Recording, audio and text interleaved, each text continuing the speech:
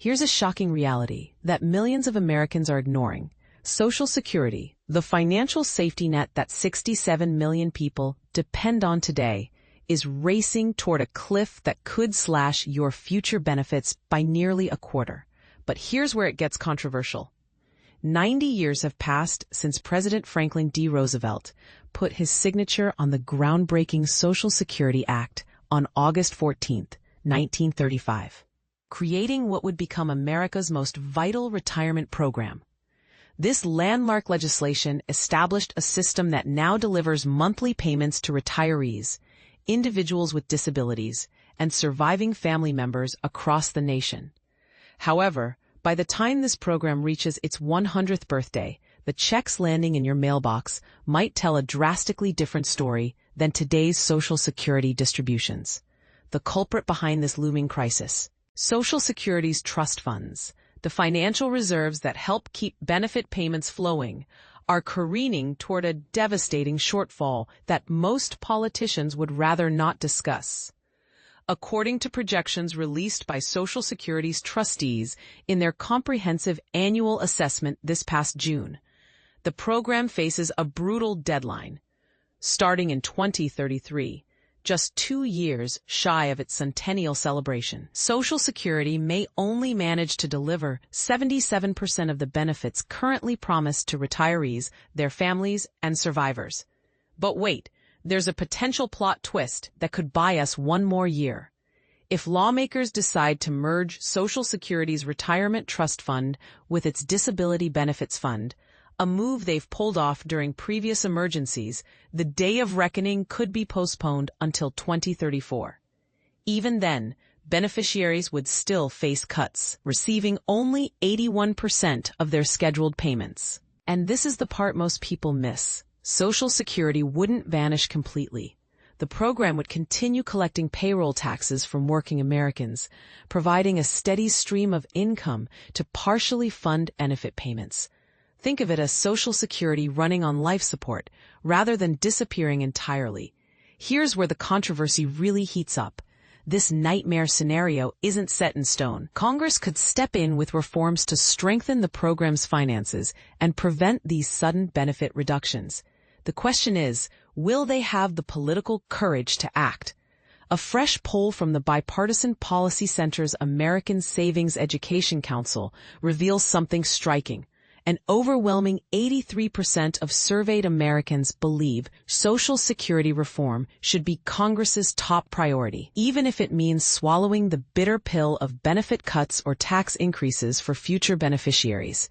The survey captured responses from more than 4,000 adults nationwide. "This is the time for action," declared Republican Senator Bill Cassidy from Louisiana, one of the lawmakers championing a bold plan to rescue the program's financial stability, in his recent interview with CNBC.com. The $1.5 trillion gamble that could save or sink Social Security.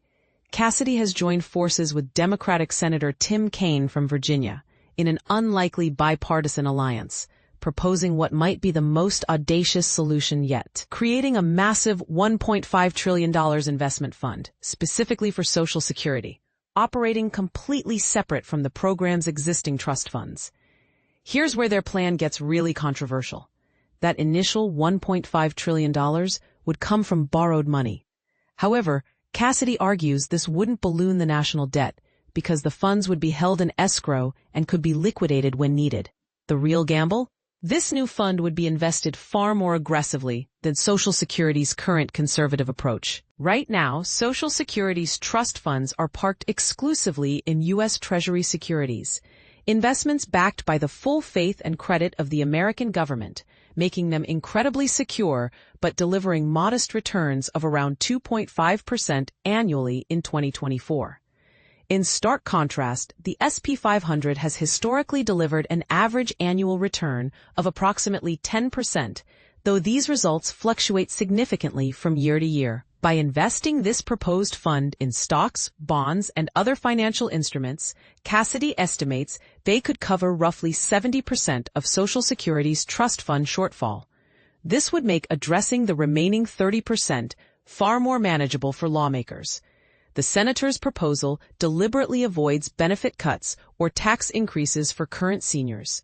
Instead, it would actually boost benefits for two specific groups: beneficiaries aged 80 and older living below 200% of the federal poverty level, and low-wage workers with extensive work histories. Cassidy suggests lawmakers could consider expanding the investment fund size to tackle the remaining shortfall. The fund's management would be determined through a competitive bidding process, potentially resulting in lower fees and higher returns. But here's where the critics come out swinging. Representative John Larson, a Connecticut Democrat, has slammed this approach, arguing that investing in securities beyond government bonds would essentially privatize Social Security, putting Americans' retirement security at serious risk. Cassidy fires back with a real-world example: the Federal Railroad Retirement System, which in 2001 shifted from investing solely in government bonds to more aggressive instruments, including stocks. This change received bipartisan approval and has helped that program maintain a positive balance today. Still, skepticism runs deep among experts. Andrew Biggs, a senior fellow at the American Enterprise Institute, recently penned a Wall Street Journal op-ed praising the bipartisan nature of the plan while questioning its practical viability. His concerns center on the massive borrowing requirement and the increased investment risk without guaranteed higher returns. The alternative, making the wealthy pay their fair share. Cassidy and Kane aren't the only lawmakers wrestling with Social Security's dilemma. Representative John Larson has repeatedly introduced legislation across multiple congressional sessions that takes a completely different approach, boosting benefits while requiring wealthy Americans to contribute more. Larson points out a sobering statistic that should outrage every American. More than 5 million people currently receive Social Security checks that leave them below the poverty line. The last time Social Security received meaningful enhancements was way back in 1971 under President Richard Nixon. Larson's most recent 2023 proposal would temporarily increase benefits for all recipients while providing targeted improvements for minimum benefit recipients, widows and widowers from two-income households, and children of deceased, disabled, or retired workers who are full-time students. His plan also proposes revising how annual cost of living adjustments are calculated. To fund these benefit increases, Larson's plan calls for a controversial move: subjecting income over $400,000 to payroll taxes.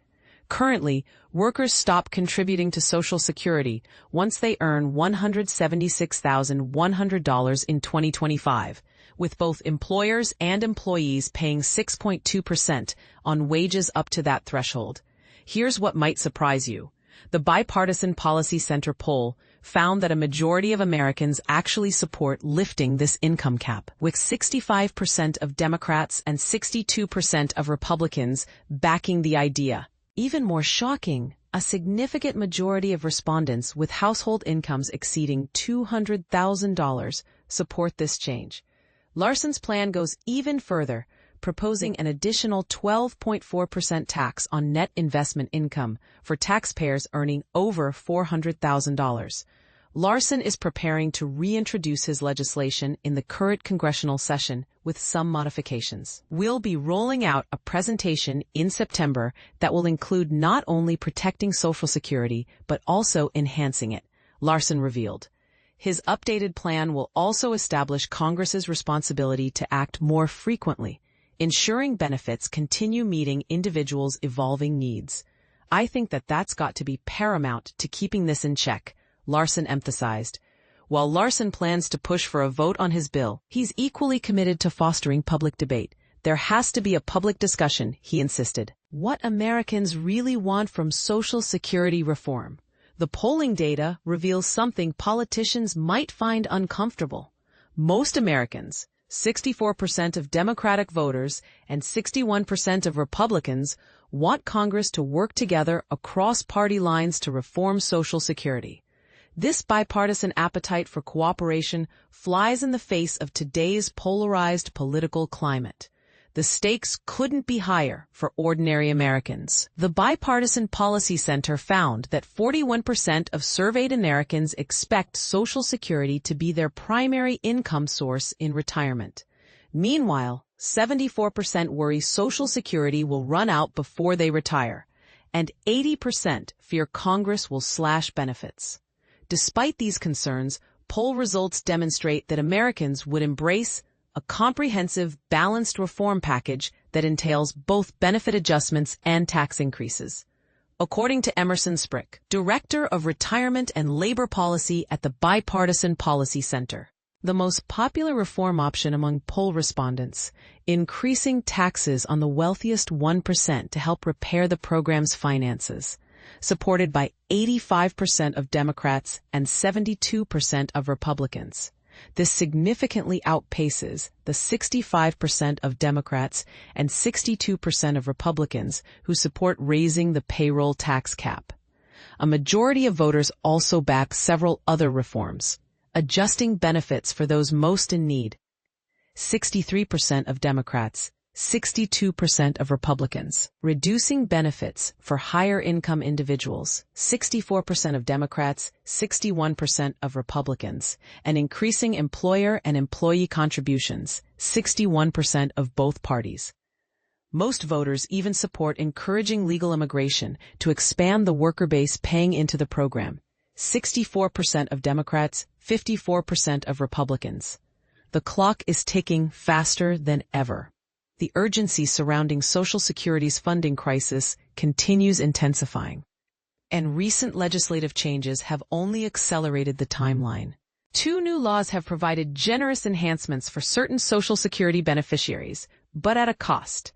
The Social Security Fairness Act increased benefits for some public pensioners, while President Donald Trump's big beautiful budget and tax package provides tax deductions for seniors. Here's the kicker. Both laws will speed up the trust fund depletion dates. The Fairness Act was already factored into the Social Security trustees' latest projections, but the more recent Big Beautiful legislation will push the insolvency date for the Retirement Trust Fund to late 2032, up from the early 2033 trustees' projection, according to the Committee for a Responsible Federal Budget. This means senators elected in 2026 will be in office during these projected depletion deadlines. Talk about inheriting a political hot potato.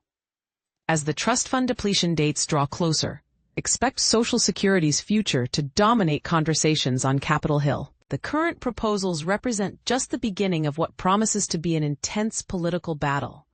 We've put this off for way too long. The political process moves very slowly, Sprick observed.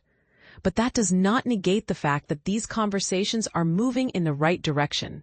So here's the million-dollar question that should spark heated debate in the comments. Which approach do you think offers the best path forward for Social Security? The risky investment gamble that could pay off big or fail spectacularly? Or the controversial wealth tax that asks the richest Americans to contribute more? And perhaps more importantly, are you willing to accept benefit cuts or tax increases to preserve this program for future generations? Or do you think there's a third option politicians are too scared to consider? The clock is ticking, and your voice in this debate could help shape the financial security of millions of Americans.